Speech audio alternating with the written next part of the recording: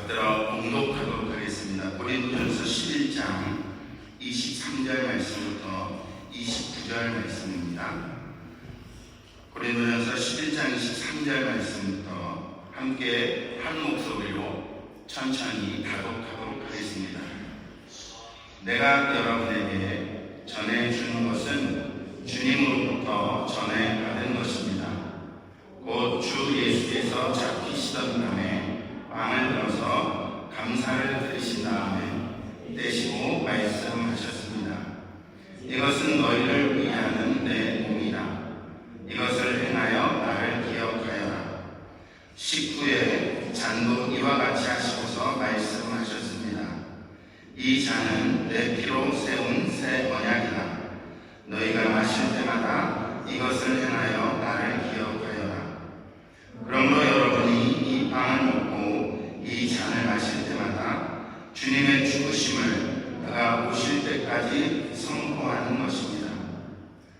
그러므로 누구든지 합당하지 않게 주님의 빵을 먹거나 주님의 잔을 마시는 사람은 주님의 몸과 피를 범하는 죄를 짓는 것입니다. 그러니 각 사람은 자기를 살펴야 합니다. 그런 다음에 그 빵을 먹고 그 잔을 마셔야 합니다. 몸을 분별함 없이 먹고 마시는 사람은 자기에게 내릴 심판을 먹고 마시는 것입니다. 아멘. 자리에 앉습니다.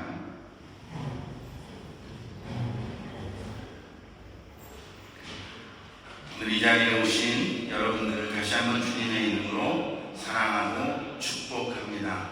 주님과 친밀히 동행하시며 일주일간 사셨죠? 그리고 또다시 우리에게 주실 주님의 말씀을 우리가 사모하는 마음으로 이 자리에 오게 되니 더 기쁘시죠? 이게 하나님께서 우리에게 주신 날마다 새롭게 주시는 은혜인 줄 믿습니다. 우리 오늘 고린도전서 11장 23절부터 29절 말씀의 본문으로 우리가 함께 은혜 받고자 하는 말씀의 제목을 다 같이 한번 함께 읽겠습니다. 시작. 살과 피입니다. 내용을 정확히 잘 모르면 살과 피라는 제목 자체는 굉장히 살벌합니다.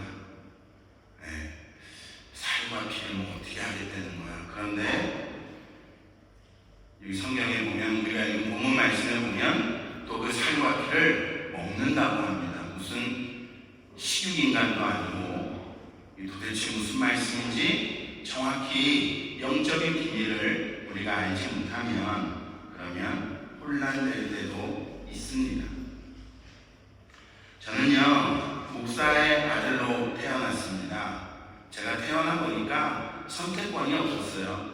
아버지는 잘하던 사업 때려치우셨고 그리고 강원도 두메산골에 버스도 안 들어가는 동네에 리어커를 끌고 자식 새끼 6 데리고 거기에 짐 싸가지고 가서 그 시골에 어느 집에 우리 젊은 친구들은 잘 모르겠지만 사랑방이라고 문간방이 있어요. 대문 안에 들어가면 이렇게 사랑방이라고 옛날에 거기에서 개척을 시작하신 거예요. 제가 우리 아버지한테 목회를 하라고 그런 적도 없고 개척을 하라고 그런 적도 없어요. 그런데 자식은 무슨 욕심이 그렇게 많으셨는지 6이나 낳고 서울에서 잘 살다가 그리고 리아카에다가 그렇게 끌고 가서 강원도 두메산골에 개척을 하신 거예요. 사실 너무 힘들었어요. 먹을 게 없어서. 그리고 또 강원도 두메산골이다 보니 그 삶의 형편이 어떻겠습니까? 그런데 이제 아버지가 목사니까 어쨌든 매주 예배를 드려야 되고 매주 예배를 드리다 보면 제가 이제 제 인지가 시작되기 시작한 때부터 어렸을 때 기억은 잘 나지는 않는데요. 근데 이제 제 인지가 시작할 때부터 매 주일마다 예배를 드릴 때 제일 힘들고 제일 어려운 예배가 있었습니다. 그 예배가 어떤 예배냐? 바로 이 성만찬 예배였어요. 왜냐하면 쓸데없이 예배만 길어져요. 지겨워 죽겠는데. 그리고 두 번째는요, 제가 세례 받기 전까지는 이 성찬식에 참석을 안 시켜주더라고요. 그래서 도대체 저게 무슨 맛인지 궁금했어요. 근데 저희 아버지가 설교를 조금 길게 하시는 분이셨고, 원래 그 당시에는 예배가 보통 주일 예배 드리면요 한 2시간씩 했어요 정말. 그리고 뭐 신령 부흥성회 한다 그러면 진짜 뭐 주일 저녁부터 시작해서 금요일 날 밤까지 했어요. 그리고 새벽, 낮, 저녁 예배 이렇게 부흥회를 했어요. 저녁 부흥회를 하면요 보통 7시에 시작해서 1시는 돼야지 끝났어요. 그렇게 예배를 드렸어요. 그러니까 저는 제가 목회를 하면서 하나님한테 다짐했었던 것은 그거예요. 우리 성도님들 교회 나오시면 은혜 받고 가게 해드려야 되겠다. 근데 첫 번째 은혜 받으려면 설교는 짧은 게 은혜다. 그게 제 신조였어요. 철없을 때. 그리고 두 번째는 교회 오면 웃고라도 가라. 그래서 갖은 그 유머나 미트 이런 것들을 주중에 이렇게 골라가지고 그리고 앞에 설교 시작하기 전에 다 던져놓고 그러고 했어요. 그게 잘했냐 잘못했냐를 떠나서 하여튼 그렇게 예배를 드리는데 이 성찬식은 도대체 왜 성찬식을 해야 되는지 제대로 알려주지도 않고, 그리고 이 성찬에 대해서 뭔가 이렇게 이런 그 선입견들, 예배만 꼭 더 길어지고 그런 건 아닌가? 이런 게 있었어요. 우리가 오늘 읽은 고린도전서 11장 22절과 22절부터 29절은요 사도 바울이 가지고 있는 성찬에 대한 믿음 또는 성찬에 대한 철학 또 성찬에 대한 복음을 고스란히 담고 있는 것이 고린도전서 11장 오늘 우리가 읽은 본문입니다.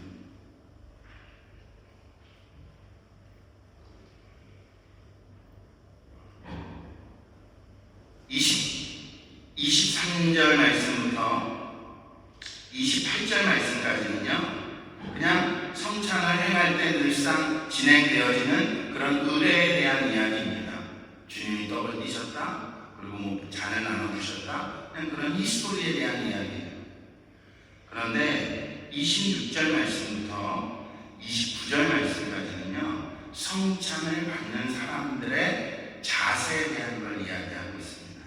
그거는 말씀 끝 무렵에 제가 다시 한번 설명을 드리고자 합니다. 여러분, 왜 우리는 성찬을 해야 합니까? 그냥 뭐 주일 예배 드리고 기도하고 뭐 그렇게 하면 되지 왜 성찬이라는 것을 꼭 해야 할까요? 고린도후서 이 이야기들을 고린도서를 중심으로 해서 오늘 우리가 함께 은혜를 나누고자 하는데요. 고린도후서 4장 3절부터 4절 말씀을 제가 읽어드리겠습니다. 죄송합니다. 3절부터 7절 말씀을 제가 읽어드리겠습니다. 우리의 복음이 가려있다면 그것은 멸망하는 자들에게 가려있는 것입니다. 그들의 경험을 두고 말하면 이 세상의 신이 믿지 않는 자들의 마음을 어둡게 하여서 하나님의 형상이신 그리스도의 영광을 선포하는 복음의 빛을 보지 못하게 하는 것입니다. 우리는 우리 자신을 전하는 것이 아니라 예수 그리스도를 주님으로 선포합니다. 우리는 예수로 말미암아 우리 자신을 여러분의 종으로 내세웁니다. 어둠 속에 빛이 비쳐라 하고 말씀하신 하나님께서 우리의 마음속에 비추셔서 예수 그리스도의 얼굴에 나타난 하나님의 영광을 아는 지식의 빛을 우리에게 주셨습니다. 7절 말씀 함께 읽을까요? 우리는 이 보물을 질그릇에 간직하고 있습니다. 이 엄청난 능력은 하나님에게서 나는 것이지 우리에게서 나는 것이 아닙니다. 아멘. 여러분, 우리는 질그릇입니다. 이 앞에 성찬기로 세팅되어져 있는 저 그릇이 바로 질그릇입니다. 예쁘게 포장되어지거나 예쁘게 디자인되어 있지 않습니다. 그냥 막 쓰는 그릇입니다. 그런데 왜 성찬이 중요할까요? 우리 질그릇 같은 우리의 마음속에 우리에게 보배 되신 예수님이 지금 여러분과 저와 함께 하고 계십니다. 여러분, 금덩이가 질그릇에 담겨 있으면 쓰레기고, 예쁜 잔에 코레 같은 거, 아니면 이 동네에 유명한 그릇가게 있더라고요. 회사 그런 그릇에 담겨 있으면 금덩이고, 그렇습니까?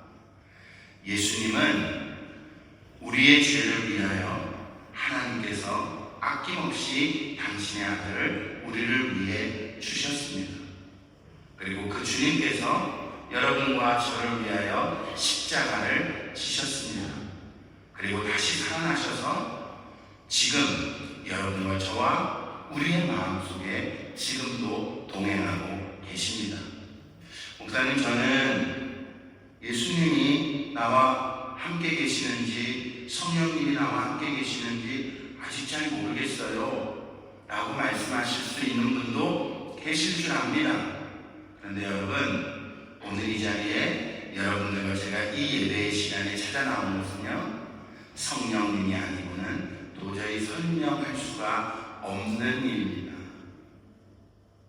이 시간에 모든 사람들이 독일에 사는 이 카이더스라우텔은 아니면 란슈트, 자브리켄에 사는 모든 사람들이 다 지금 이 시간에 교회가 있습니까? 그렇지 않습니다. 하나님이 나와 함께 동행하시고 나와 함께 계시기에 지금도 나에게 예배할 수 있는 곳으로 나의 발걸음을 가도록 우리를 인도해 주셨다는 사실입니다. 질그릇임에도 불구하고 주님은, 보배 되시는 그 주님은 우리에게 찾아오시는 것을 전혀 부담스럽다거나 전혀 불편해하지 않으신다는 겁니다. 성찬을 하는 이유가 바로 이것입니다. 지금 나와 함께 계신 그 주님을 내가 늘 기억하고, 내가 늘 바라보고, 내가 그 주님을 주목하기 위한 시그널입니다. 그게 바로 이 성찬입니다. 그런데 여러분, 이런 축복이 또 우리에게 있습니다. 어떤 축복이냐면요, 우리는 질그릇 맞습니다. 자주 넘어집니다. 예수님이 나와 동행하시고 나와 친밀히 동행하시고 성령님이 지금도 나와 함께 계심에도 불구하고 또 넘어집니다. 그래서 우리를 질그릇이라고 합니다. 그런데요, 여러분, 이 질그릇이요, 변화되는 축복을 사도 바울은 고린도후서 15장 17절에서 우리에게 말씀해 주고 있습니다. 다 같이 한번 읽어볼까요? 그런즉 누구든지 그리스도 안에 있으면 새로운 피조물이라 이전 것은 지나갔으니 보라 새 것이 되었도다. 할렐루야. 여러분, 보배가 질그릇에 담겨져 있는데 그 보배 때문에 그릇 자체가 새로운 피조물이 됐다는 거예요. 우리가 그냥 우리의 삶으로 내 욕심대로, 내 정욕대로, 내가 바라보는 관점대로, 내 경험대로 내가 세상을 살아가면 보잘것없는 그릇입니다. 그런데 주님이 나와 함께 계시니 그 주님으로 인해서 내가 새로운 피조물로 변화되어지는 축복이 우리에게 허락되어졌다는 것입니다.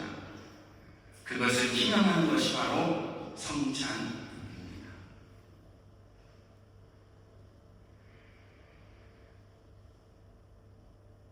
저는 오늘 성찬 예식과 설교를 준비하면서 얼마나 가슴이 뛰었는지 모릅니다. 왜? 주님이 우리와 함께 하시는 이 은혜를, 그 떡과 그 살과 그 피를 우리가 오늘 먹음으로, 아, 주님이 나와 함께 계시구나, 주님이 나와 동행하시구나 하는 사실을 다시 한번 내가 또 경험하고 고백할 수 있게 됐다는 이 사실이, 그래서 사실은 저는요, 제 욕심 같아서는 매주 성찬하면 좋을 것 같아요.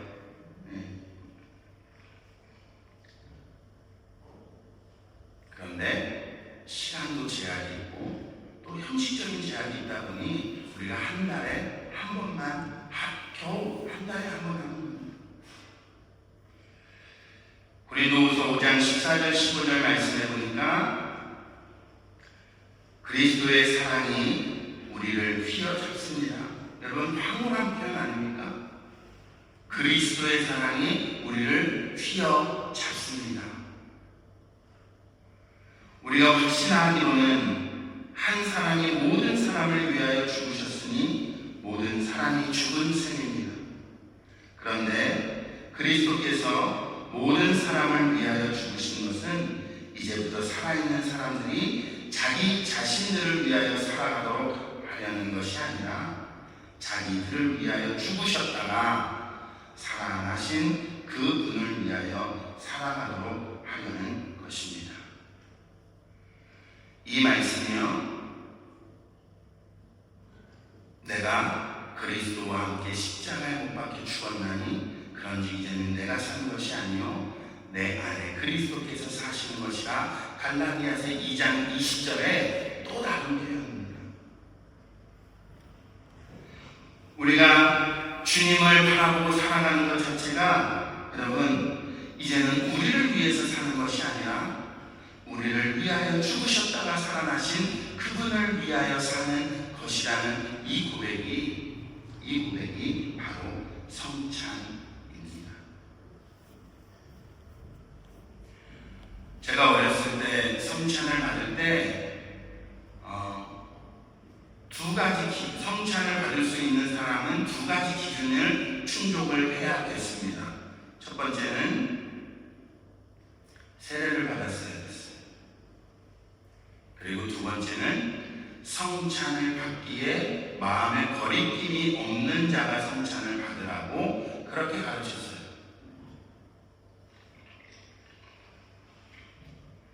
이 해석에 대한 사도 바울의 철학이 아까 제가 말씀드렸던 26절 말씀부터 29절 말씀에 나타나 있는 것입니다.